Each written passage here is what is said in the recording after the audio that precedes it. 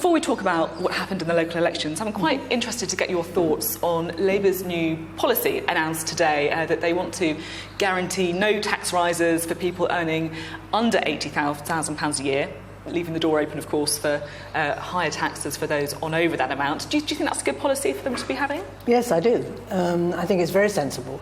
We want to make it clear that no matter what might be said about us, that we're actually on the side of ordinary families wanting to get on, having aspiration, having ambitions for their future, and that we want to be fair to people across the board. And I think the pledge on things like VAT is particularly important, because that's always been the Conservatives' weapon of choice. Are you tying your hands, though, by refusing to put up taxes for such a large number of people?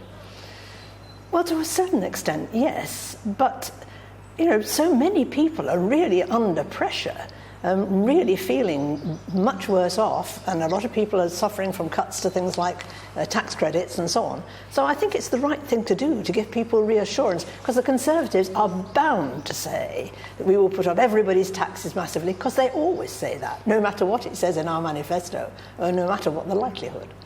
Now, you've represented Derby South since 1983, and this year, of course, Derbyshire Council turned from red to blue, the first time that's happened when Labour's in opposition. I mean, for someone representing the area and having such a long history with the area, that must have been pretty heartbreaking to see. Yes, I was very sorry to see it, and it's unfortunate, because I think they were a good county council. And the last time we had a Conservative county council, I think a lot of people who voted for them regretted it very sharply afterwards. But, these things happen. It may be the first time we've lost one in opposition, but it isn't the first time we've lost the county council. We just have to work hard to get it back. So why do you think it is that people in Derbyshire, in the constituencies that you represent, why are they turning away from Labour? Well, in my constituency, there wasn't an election. This was a county council election. And, people are disillusioned, people are fed up, and it's natural. And to be fair, the government has done a very, very good job of blaming local authorities for all the problems people are facing. And very many people seem to have swallowed the government line that, but it's your council that's doing this to you, when actually councils, Tory, Labour, Liberal, whatever they are being driven by cuts from the government. Because you say that people are fed up, so why are they not taking it out on the Conservatives? Why are they taking it out on Labour then? That's what I'm struggling to understand. Well, I mean, we've got a mixed picture. It hasn't happened everywhere. It's a very optimistic way of looking at it. No, it is lost a mixed hundreds picture. of seats. I mean, I was talking to my colleague Vernon Coker, who tells me that in his constituency they returned all of the county councillors for Labour. But overall, you lost nearly 400 seats. I'm not. Don't get me wrong. I am not pretending it wasn't a really bad result. I am not saying that. All I'm saying is it wasn't true everywhere, and what we've got to do is find out where things went right and repeat it. Now, Jeremy Corbyn said in the wake of those council results that Labour was closing the gap on the Conservatives. John McDonnell, talking about Wales, for example, said it wasn't the wipeout people expected. There was that almost celebratory conference in Manchester after Andy Burnham won there, where Rebecca Long-Bailey described Jeremy Corbyn as the next Prime Minister. On a day when you lost all those seats, do you think the leadership and those around the leadership really get the fight that Labour's in right now? I think they do, but I think that you don't encourage people to realise that it's important how they vote and to vote for you by being totally defeatist. And I think the thing that is... The other morning I heard somebody on the radio saying that it made my blood run cold, to be honest. The Prime Minister hasn't just got a plan for Brexit, she's got a plan for Britain. Yeah, I believe that, and I don't like the sound of it. I mean, one of the things I was thinking about just recently, I don't know if you saw these stories about the man who died, who made a point of pointing out how much less his widow and family will get if he lived beyond a date which was, I think, about a week ago. And indeed, that has happened. Widowed mothers now have 18 months' grace when they will get some support of the state for themselves and their children to get over the loss of a partner. That's not the kind of country I want to live in, and that's the kind of country Theresa May is promoting. So why is it then that Labour's traditional voters, people who would be affected by the policies that you describe, are leaving the party in droves, are going towards the Conservatives? I think there are two problems which, I mean, everybody always says it's classical, but doesn't mean it's completely wrong. One of the problems is that they don't necessarily know what we are saying, although hopefully we will redress that. A bigger problem, I think, is that it's not really being brought home to them yet what the present government are actually doing. In my opinion, that's the key reason why Theresa May went for an election. It's for party purposes, not because of the national interest. But I think the key thing is she knows perfectly well that a lot of these changes are in the law, but they're only just coming in.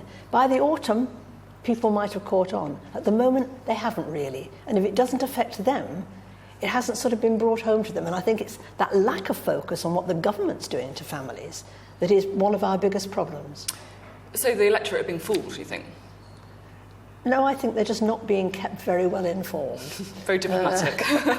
And, you know, if people don't fully realise what's happening and haven't taken it in, they don't start to get indignant and they don't realise the risks that they may be running. If she gets a landslide, heaven help our health service, our school service, our public services as a whole. Now, of course, the polls suggest that if not a landslide, she's going to win an emphatic majority. There was a report this week in the Times that Labour MPs had got together and said that if Jeremy Corbyn, if the Labour lost more than 150 seats, which of course you did in the local council elections, then someone should call on Jeremy Corbyn to go. And you were identified in this article as someone having sufficient authority and respect to make that plea to Jeremy Corbyn. Did you ever have any of these conversations? No.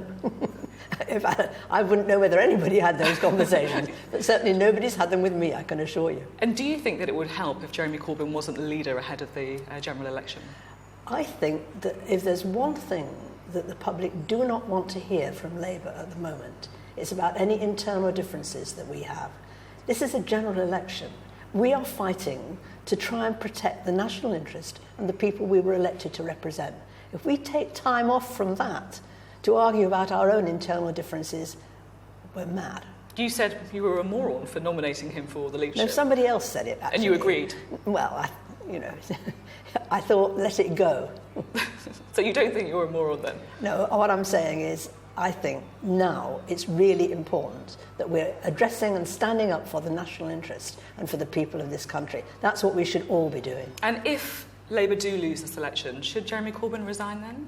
Well, we'll worry about that when it happens. It hasn't happened yet. You know, all my life, people have talked as if the outcome of elections was a foregone conclusion. Oh, so-and-so can't happen. People will never do that. People can do, especially in our electoral system, people can do what they like. How they cast their votes will make a difference to the outcome. And people should remember that they might get what they vote for and look at what it is they'd get. Let's not move on from Jeremy Corbyn, because of course it is easy just to kind of scapegoat the leader for all of Labour's issues, and actually they run far deeper, don't they? It does feel in some ways that Labour is struggling to find a voice when, on Brexit, for example, when Labour supporters are so divided between Leave and Remain, there seems to have been almost a dearth of ideas from... I think people across the country are divided. I mean, one of the things the Prime Minister said that I think was totally wrong, she said, oh, the people are coming together at Westminster is not... I'm afraid, I'm sorry to say it, but I don't see the people coming together over Brexit. I think those of us who fear that Brexit could be extremely damaging to our economy and to our country's future are very fearful, remain very fearful. And people who thought Brexit was the right thing are full of hope. You know, I'd love to think they're right. And do you think that Labour is doing enough as an opposition to try and shape Brexit? Because it does feel, from an outsider sometimes, that the party's position is very nuanced, and so there is a risk of just falling down beneath the cracks, not really being solidly for Brexit, not really be solidly for Remain, such as the Liberal Democrats. You see, I think the easy thing is to say, as for example the Liberal Democrats do, oh, let's just undo it all, let's just reverse it. That doesn't respect the decision of the British people. I won't pretend, I don't like the decision of the British people at all. I am very fearful for the future of my constituents. But I accept that that's the decision they made, and so we have to make the best of it. Making the best of things isn't always clear-cut and glamorous, but it's actually what practical politicians are supposed to do, and I wish I thought it was what the Prime Minister's doing.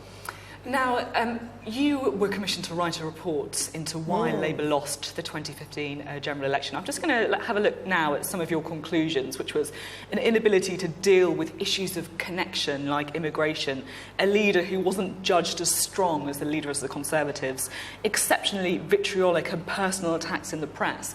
I mean, it's remarkable because you could be talking about the current situation for the Labour Party there, couldn't you? Well, yes, there's a lot in common with what was happening then. We weren't able to overcome it last time. We've got to try harder. Do you think there's a risk, though, that Labour can identify the problems, as you did there, but there's not much in the way of solutions? No, I think a lot of our policies are the right policies. They are geared to help the people who, well, actually the majority of people, and particularly the people who most need help. I think there's a lot to be said for what the Labour Party is saying and standing for. But this is the issue, isn't it? Because you're right, some of the polling does suggest that Labour's policies are popular, but they still don't really like the messenger. They're still not benefiting you. The message isn't getting through. One of the things that I think is really, really awkward, almost unpleasant about the background to this election is the kind of triumphalist, we must soar over everything. I want a massive majority. I want a massive mandate. It doesn't, to my mind, and I say this with respect because I do respect her as a human being, but I think I've had rather more experience of international negotiation than Theresa May. I don't think it makes a blind bit of difference. As long as she's the Prime Minister, that's what makes the difference. It doesn't matter how big a majority she gets. This is all nonsense. This is all to serve the interests of the Conservative Party. But I do worry that the bigger the majority, the more they will feel they can ride roughshod. There's an awful lot of public spending cuts in the pipeline that haven't hit people yet. Why has she gone now? Because in a year's time, things might look very different. People ought to think about that when they decide where to put their cross. Now, you mentioned in that answer your kind of experience as a politician, and I am quite interested in your sort of personal journey in your years in Parliament, because you actually started off much closer to Jeremy Corbyn on some issues, more left on some issues. You voted for Tony Benn, for example, I did. In that sort of infamous deputy leadership election. So while Jeremy Corbyn appears to have stayed with those principles, what's changed for you? I mean, I think you'll find I haven't changed all that much either. If I may say so, part of the problem with people in your profession is that you have little boxes and you put people in them. And I've always been in the little box labelled something of the order of soft left, centre left. I haven't particularly moved. The landscape's moved around me quite often. I'll tell you one area where I genuinely have changed, and that is over Europe. I was very, very much opposed. And, people say, oh, nobody told us this, that, the other. Well, yes, actually, those of us who didn't want to stay in the common market did point out to all the implications of us doing so, but we did. And then the common market itself changed. Yes, all right, it's not exactly the trading group that people thought, but the Scandinavian countries have come in. It is now very much Europe, and I have become a passionate pro-European because I think it's in Britain's interests. And as someone who lived through the effective civil war, really, that Labour was in that time, how does it compare to now? Oh, I'm happy to say that people are much more collegiate and friendly these days, genuinely. I don't mean there isn't bad feelings sometimes. I don't mean that people don't get very angry. Of course they do. But I don't. There was a level of rage and bitterness when, even before I became an MP, but when I was working around the party, that there isn't now. People have grown up. It's a lot nicer. There are a lot more women. That might have helped. That might have helped, and perhaps the fact you're not on Twitter might have helped as well. Oh yes, absolutely. I'm not on Twitter.